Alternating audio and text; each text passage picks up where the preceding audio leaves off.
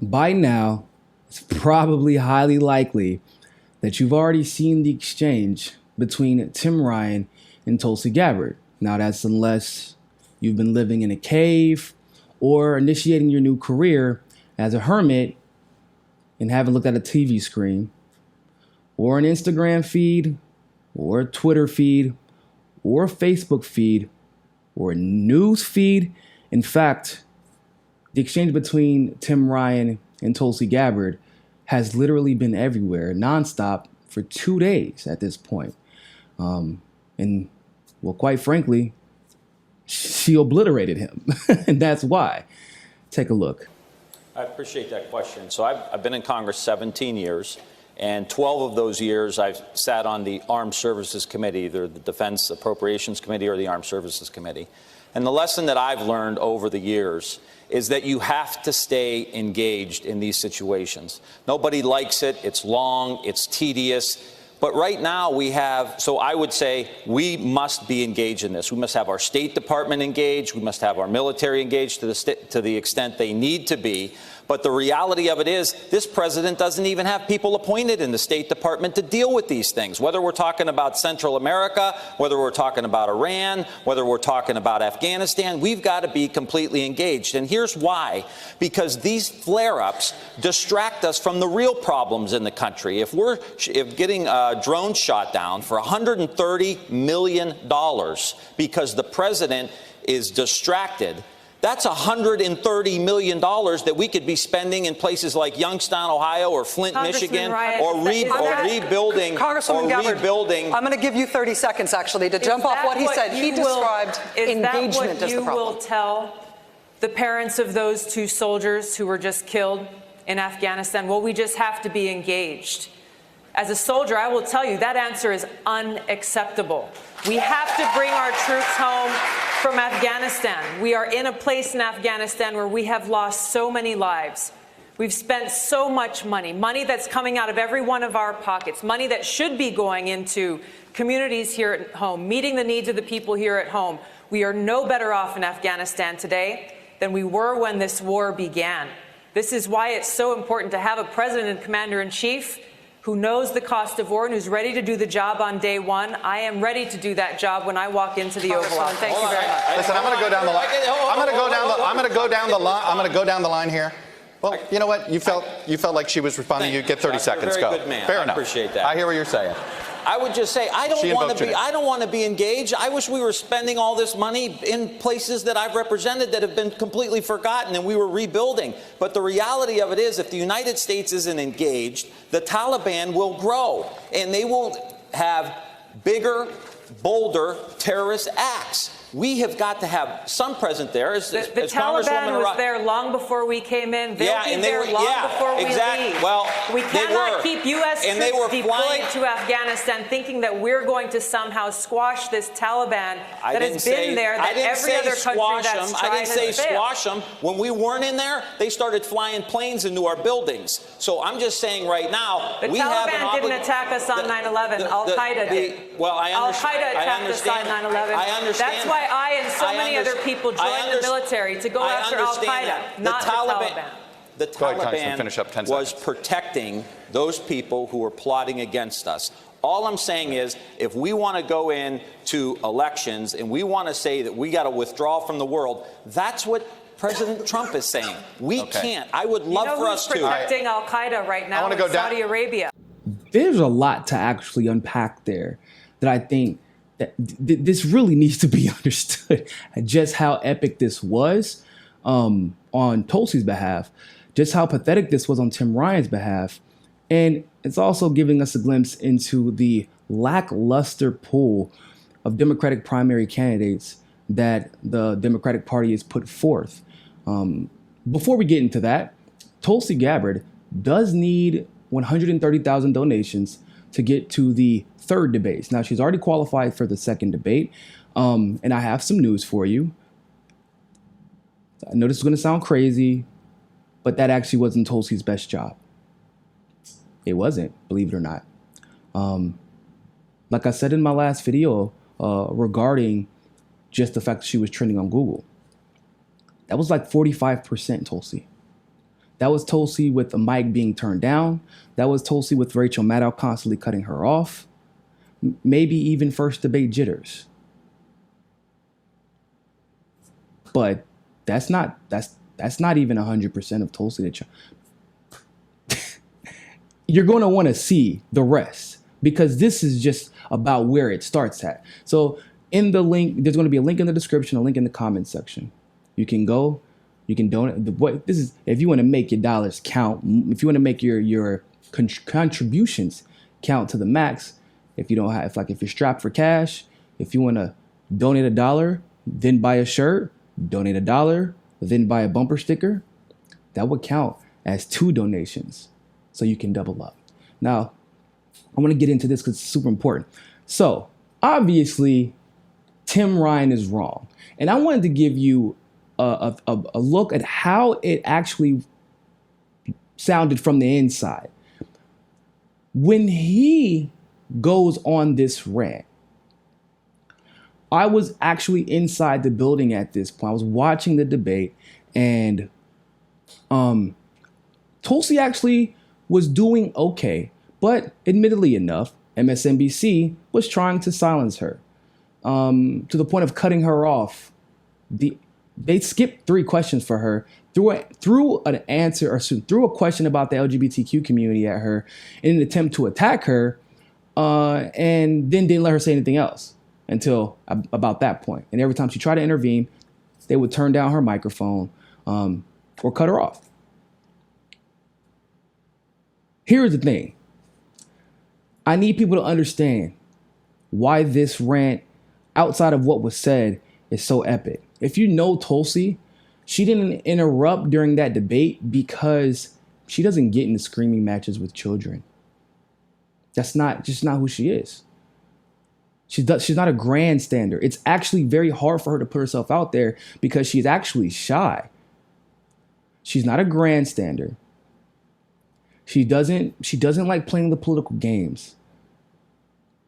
And so there was a part of her you can tell was conflicted about wanting to jump in for anything to begin with. And she was, keeping her calm, keeping her cool. And she looked, honestly, regal and presidential the entire time. But there was this exchange with Tim Ryan that, honestly, he should have just shut up. This would be an entirely different discussion if he would have just shut up. Honestly, it would be a little bit disappointing. But this is why this is important. Tim Ryan started to open his mouth. And you could actually, I was in a row with myself, Michael Tracy, the Gravel teens, Omi Malik, some of the staff in front of us. And we've been around Tulsi enough to know that she doesn't get rattled except for under very, very, very specific occasions. As in, she doesn't get upset at anything except for under very, very specific circumstances. Belittling the lives of soldiers, treating the lives of soldiers as if they're pawns, ignoring the human cost of war as if we're just playing a simple game of Monopoly and you can just destroy the pieces and reset tomorrow. That is one of the quickest ways to set Tulsi off. It is. And you could see her actually rocking back and forth. You couldn't see this on a television screen. We could see this in person. So I'm trying to give you a picture of what the buildup was. This wasn't like Kamala, who, she had the prepped response with her picture of her as a child. I was bust. I'm a black woman now. This wasn't one of those situations. This was genuine disdain for the ideology that Tim Ryan was perpetuating, the same ideology as the quote-unquote chicken hawks, as Tulsi Gabbard put it, have been pushing since I've been born, and before that. And despite what may have been nerves, what may have been patience, some would call it, what may have been irritation from being silenced for so long, despite all of that, the lives of those soldiers, of those people in these countries that have lost, those lives being trivialized, set Tulsi off. I'm talking about to the point where you can actually see her hand balling up beside her on the like she had her hands at her waist and it was balled up beside her on the podium. I was like, what the, uh-oh. Me and Omi looked at each other. We said, uh-oh, I don't know why he did that. And she just rips into him. They were trying to, nope, can't do it. It's too late. Because if you know anything about Tulsi as well, if she starts talking about, you're not cutting her off. She's very polite. She'll let you finish your sentence. She'll let you get your point across. She'll let you finish your thought. But once she begins, she's not stopping until she finishes hers. And it's 9 times out of 10, especially in these situations, her point is more important. And so this man just kept saying, let's keep being engaged. Let's keep being engaged. We have to be engaged for as long as we have to be. When you treat life after life after life after life after casualty after casualty after casualty, that's not happening. You're not putting up with that. And there was the reason I felt the need to point this out was because there is a lot of fake outrage. There was a lot of fake outrage that night. There was a lot of fake outrage on night 2.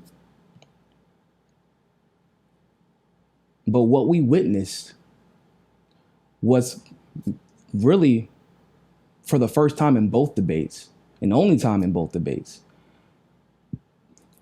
a genuine outrage at the system that oppresses us, uses us, and abuses us all. That outrage pushed Tulsi to the #1 searched candidate in the country after being silenced for the entire debate.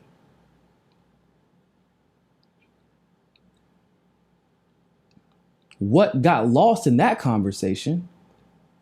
Obviously, Tim Ryan calling Al-Qaeda the Taliban was a little bit problematic, don't you think? If you don't realize how problematic it is as far as just being in Congress and not knowing that, it's a little bit more problematic when you're on the Armed Services Committee with Tulsi, helping make military decisions. You make a gross, like, that's bad. You can't say that. But it makes it even worse when you consider the fact that this man is running for commander-in-chief, and it's a reminder of just how much knowledge that the rest of the field doesn't have on foreign policy. He's not passionate about this. It's 50% of his job. And only one person has displayed the understanding and the conviction. If you're wondering what a foreign policy will look like under Tulsi, you just saw it. One more life is too much for her. And that's a fact. But this man is running for commander-in-chief. No one else was upset about what he said. Did you notice that? No one else was upset about what he said, except for Tulsi. And the rest of the country, apparently. And the most interesting part was the thing that everybody missed and actually hasn't been discussed, was what she said while everybody was cheering. She told the entire country that we joined, a lot of people in 2001, 2002, 2003, joined the military based on a lie, that we were going after Al-Qaeda, that Al-Qaeda was our enemy, and that it was the mission to take them down. And it turned out that our quote unquote ally, Saudi Arabia, was helping them the entire time, has been propping them up the entire time. Not just then, but now. For the first time, we just heard on a national debate stage, at least for the first time that I can remember, and feel free to correct me if I'm wrong, for the first time on the national debate stage, in a presidential race, we have finally heard someone tell the truth about how America operates in the Middle East. And really in all of our affairs.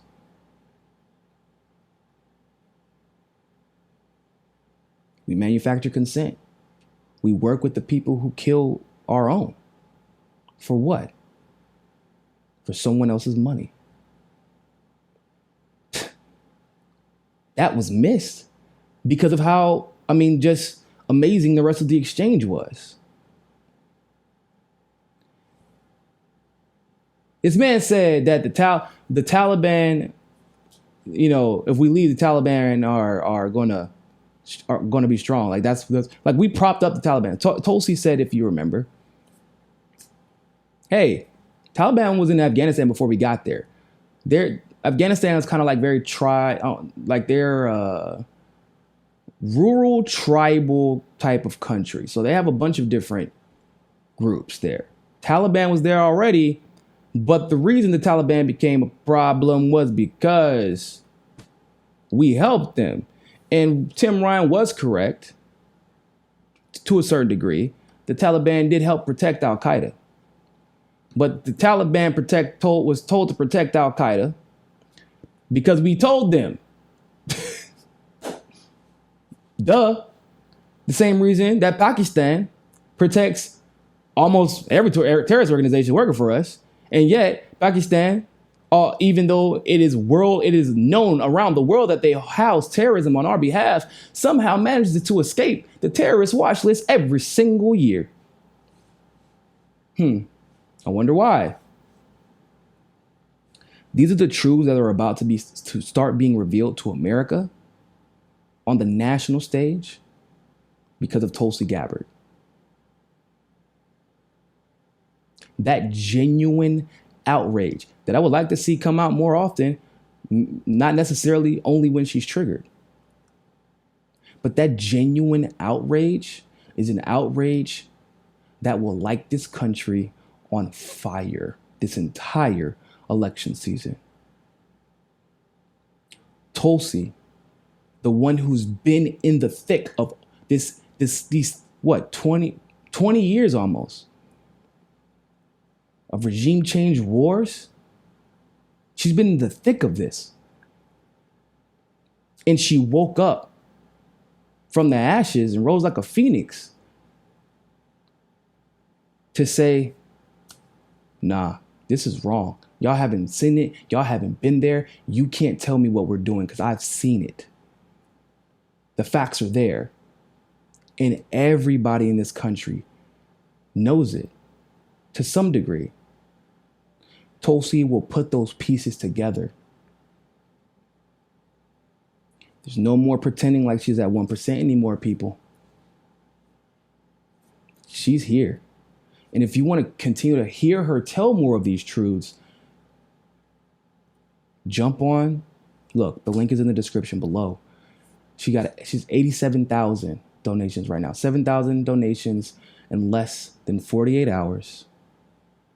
I think we can do better than that. You can buy a shirt, buy a bumper sticker. Like I said, the best way to do it, if you're strapped for cash, donate as much as you can. But if you're strapped for cash, donate $1, buy a mug. Donate $1, buy a shirt. Donate $1, buy a bumper sticker, even a house sign, whatever. But whatever you do, make sure this woman, my apologies, Tulsi. Make sure this soldier, this veteran, this congresswoman makes that third debate. Because, in case you didn't know, I was the only one that predicted in January, verbatim, that she would be the number one trending topic on Google no matter how much time she had to speak. Because she is just that powerful. And her truth is just that real. Imagine what she can do when she has a year to wake the country up. And imagine what she could do if she takes that outrage against both parties, against the intelligence communities, against corporations, against these big pharmaceutical companies. Imagine if she takes that outrage and brings it into the White House for us. In case you don't know, Tulsi Gabbard, like all other presidential candidates, had several tickets. She gave them to the independent community.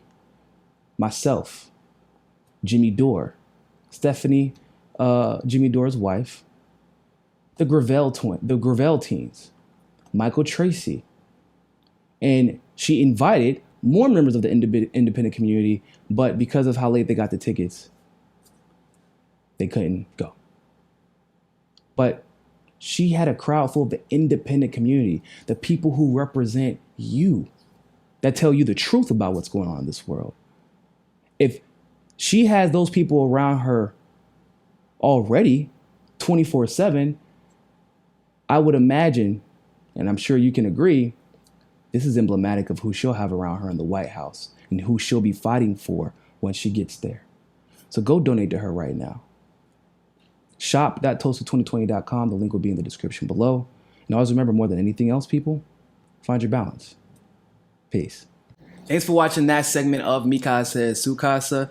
Make sure you follow us on Twitter, on Facebook, on Roku TV, and on JustNForm.com.